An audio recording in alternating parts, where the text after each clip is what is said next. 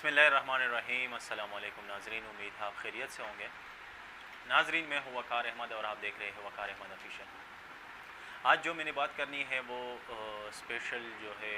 Khyber Pakhtunkhwa public service commission के तहत जितने भी हमारे कुलीग्स हैं या जितने भी हमारे दोस्त हैं नाजरीन हैं जो अपीयर हो रहे हैं मुख्तलिफ़ लेक्चरशिप टेस्ट के लिए, उनके हवाले से मैं बात करूँगा कि आपने टेस्ट प्रिपरेशन आप किस तरह करेंगे और किस तरह आप इसके काबिल हो सकते हैं कि आप उसको ग्रैब कर सकें। ये एक अपॉर्चुनिटी है जो काफ़ी अर्सा बाद आई है और इसको आप किस तरह जो है इसमें आप सीट अपने लिए रिज़र्व कर सकते हैं, किस तरह हासिल कर सकते हैं। तो सबसे पहली चीज़ जो है वो फोकस करना अपनी स्टडी पे। किस हवाले से? वो इस हवाले से कि आपने आज तक जो कुछ भी पढ़ा है, यानी जितना भी मास्टर में मुताला किया है या एम फिल वगैरह में जितनी भी आपकी किताबें जो कोर्स कंटेंट है, यानी जो कुछ सब्जेक्ट के हवाले से पढ़ाया गया है, उन तमाम चीज़ों पर आप सबसे पहले फ़ोकस करेंगे। क्योंकि अगर आप उस तमाम मुताले को एक बार फिर रिवाइज़ कर लेंगे उन तमाम किताबों को, तो आप इस काबिल हो सकते हैं कि आप उस टेस्ट में आसानी के साथ जो है वो पास हो सके और इंटरव्यू के लिए प्रिपेयर हो। लेकिन उर्दू अदब के जितने भी स्टूडेंट हैं, चूँकि मेरा ख़ुद भी उर्दू लिटरेचर है, तो उनके हवाले से मैं कुछ ज़्यादा तफसील से बात करूँगा। और वो इसलिए कि मुझे पता है कि यानी मैं जानता हूँ कि उर्दू में कितना मवाद हमारे पास मुयस्सर है, अवेलेबल है, और स्टूडेंट्स ज़्यादातर किन चीज़ों पर फोकस करते हैं। तो हमारा एक, अगर इसको थोड़ा सा मसला भी कह दिया जाए तो बजा होगा कि जितने भी स्टूडेंट्स हैं वो अक्सर मुख्तलिफ़ गाइड होते हैं, मुख्तलिफ़ बंदों ने, मुख्तलिफ़ पब्लिशिंग हाउसेस ने लिखे होते हैं। वो उनका एक अलग मकसद होता है। ज़ाहिर है कि वो एक चीज़ आसान हो ही जाती है, उसका थोड़ा सा फ़ायदा भी है कि आसानी के साथ वो एक जो बिखरी हुई चीज़ें हैं वो इंसान को अवेलेबल हो जाती है एक ही किताबी सूरत में। लेकिन इसका थोड़ा सा नुकसान भी है, और वो है कि तमाम चीज़ें सिर्फ़ और सिर्फ हाफ़ज़ा तक, यानी रट्टा तक एक तरह से महदूद हो जाती हैं। तो जितने भी उर्दू के लेक्चरर्स के लिए जिन्होंने अप्लाई किया हुआ है या जो लोग अपीयर हो रहे हैं, तो उनसे मेरी एक ख़ास गुजारिश है कि एक किताबें यानी गाइड की शक्ल में हमारे पास अवेलेबल चीज़ें हैं, लेकिन एक गाइड या एक किताब वो होगी जो आप ख़ुद तैयार करेंगे। जो किताब आप ख़ुद तैयार कर लेंगे वो आप ना सिर्फ जो है उससे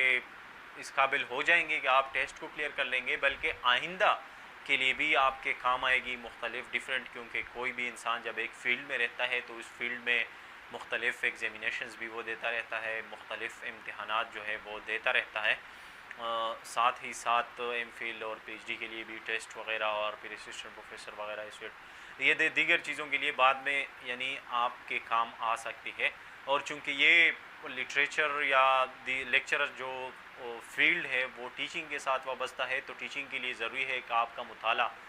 वसी हो। तो वसी मुताले के लिए ज़रूरी है कि आपने ख़ुद वसी ज़्यादा मुताला किया हो। इसके लिए ज़रूरी है कि आपने किसी गाइड पर इक्तिफ़ा ना किया हो, बल्कि आपने ख़ुद अपनी कोई गाइड जो है आप ख़ुद तैयार कर ले। यानी आप इस काबिल हो जाए कि आप इतना मुताला कर ले कि आप एक गाइड जो है वो आप ख़ुद तैयार कर ले। मिसाल के तौर पर हम मिसाल ले लेते हैं मिर्ज़ा असदुल्ला ख़ान गालिब पे। अगर कोई मुख्तलिफ़ सवालात आते हैं तो उसके लिए ज़रूरी है कि आपको उनकी सवान उम्री का भी पता हो, यानी आपके पास उसके बारे में भी इल्म हो कि उनकी जो लाइफ थी वो कहाँ से आए,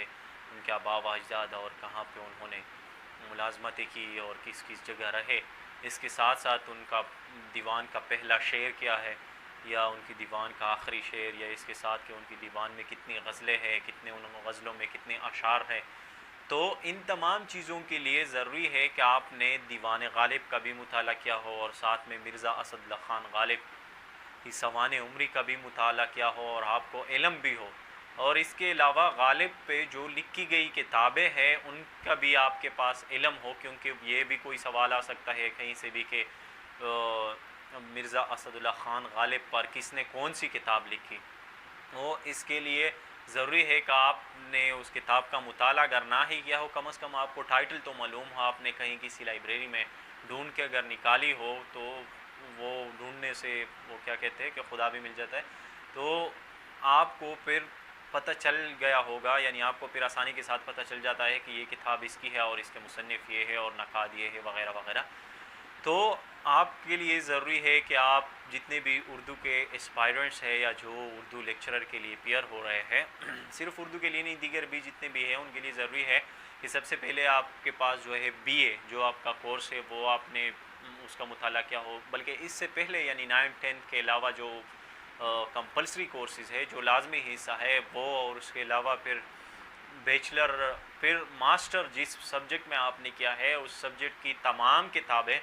आपको मालूम होनी चाहिए, उस सब्जेक्ट की तमाम किताबों को जो है आपको इल्म होना चाहिए, उनकी ना सिर्फ उन किताबों के बारे में बल्कि जितने भी राइटर्स जो है वो पढ़ाए जाते हैं, जो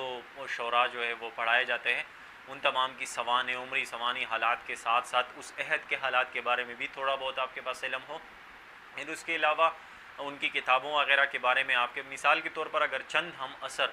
ये खाके किसके है, तो अगर आपको ये तो मालूम है ये मबाए उर्दू मौलवी अब्दुल हक के है, लेकिन आपने उस किताब का कभी मुताला नहीं किया, कभी उसकी जो फहरिस्त है या कंटेंट्स हैं वो आपने देखे नहीं, तो आपको ये नहीं मालूम होगा कि इसमें कितने खाके हैं, यानी कितनी खाकों पर मुश्तमिल ये किताब है। तो इसके लिए ज़रूरी है कि आपने ना सिर्फ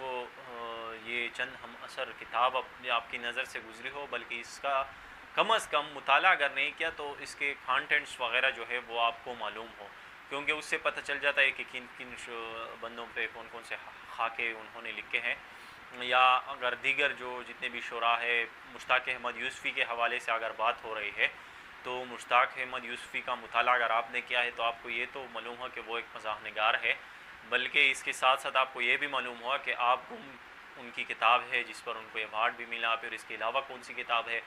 या फिर तरतीब वाइज जो है वो कौन कौन सी किताबें आ चुकी है। तो इसके लिए आप सिंपल ये भी कर सकते हैं कि कोई इसके लिए फार्मूला भी बना सकते हैं, किसी फार्मूले के तहत जो है आप चल सकते हैं कि किन किन शुरा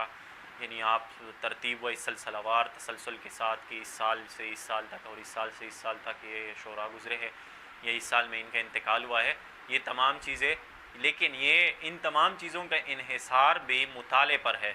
तो मुताले के लिए ज़रूरी है कि आप कहीं पे बैठ जाए आराम के साथ और आप उन किताबों को सबसे पहले उठा लें जिनका आप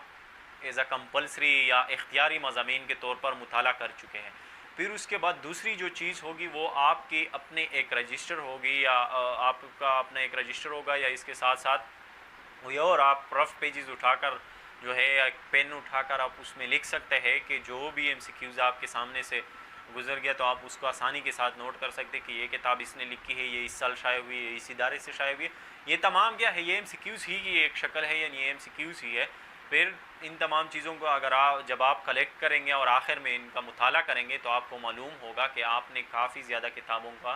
जो है वो ना सिर्फ मुताला किया है बल्कि आपने एक अज़ ख़ुद गाइड भी तैयार आप कर चुके हैं। तो ये जितने भी लेक्चरशिप के एस्पायरेंट्स हैं उनसे एक गुजारिश है कि आप मुताले का इस तरह एक तरतीब बना लें, अपना मुताला ख़ुद कर लें